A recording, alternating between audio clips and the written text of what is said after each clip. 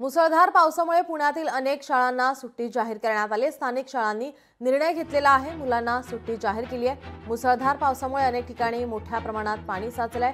हडपसर परिसरात बहुतेक शाळांना सुट्टी देण्यात आलेली आहे। पुण्यात रात्रीपासून मुसळधार पाऊस सुरू आहे आणि या पावसामुळे सखल भागांमध्ये पाणी साचलेलं पाहायला मिळतंय।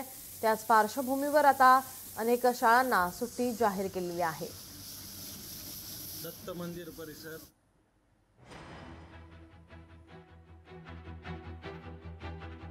आपले प्रतिनिधी चंद्रशेखर भांगे आपल्यासोबत पुण्याहून जोडले गेलेले आहेत। चंद्रशेखर, आपण पाहतोय कालपासून मुसळधार पाऊस आहे आणि त्याच पार्श्वभूमीवर शाळांना सुट्टी जाहीर करण्यात आली आहे। सध्याची काय परिस्थिती आहे? नीलम, खरं तर काल रात्रीपासून हा मुसळधार पाऊस जो आहे तो पुण्यात पडत आहे।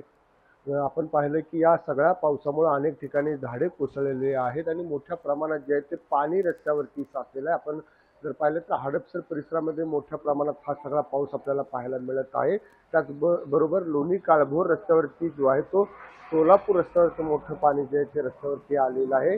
विमानतळ असो, मुंडवा, कोरेगाव पार्क अशा शहरातील वेगवेगळ्या भागामध्ये मुसळधार पाऊस सध्या जो तो पडत आहे। तर या सगळ्याची खबरदारी म्हणून स्थानिक शाळा प्रशासनाने निर्णय जाहीर केलेला आहे की शाळांना सुट्टी देण्यात आली आहे। परंतु काही शाळा ज्या आहेत त्या आपल्याला चालू सुद्धा असल्याचं दिसत आहेत। एकंदरीत जर पाहिलं तर आणखीन काही तास जो आहे तो असाच पाऊस असल्याचं सुद्धा हवामान खात्याने या ठिकाणी वर्तवलेलं आहे। परतीचा पाऊस मोठ्या प्रमाणात पडत आहे।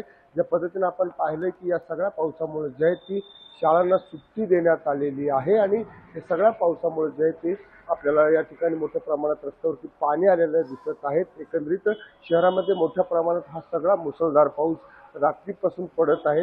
अग्निशामक दल त्याचबरोबर प्रशासन जे आहे सतर्क आहे। कोणत्याही परिस्थितीमध्ये ज्या नदीकाठचा जो परिसर आहे त्या ठिकाणी पाणी शिरण्याची जी आहे ती भीती व्यक्त केली जात आहे। कारण आपण पाहिलं तर सिंहगड रस्त्यावरती अनेक ठिकाणी जे मोठ्या प्रमाणात पाऊस झाल्यानंतर अनेक सोसायटीमध्ये पाणी शिरलं जातं। त्या ठिकाणी सुद्धा प्रशासन आहे ते मनपा प्रशासन दक्ष आहे। एकंदरीत जर पाहिलं तर आणखी काही तास जो आहे तो असाच पाऊस जो तो पुण्यात होणार असल्याचं सांगितलं जात आहे। नीलम जी, धन्यवाद चंद्रशेखर, आपण दिलेल्या या सविस्तर माहितीसाठी। लोकशाही मराठी ऐका, पहा, जागरूक रहा।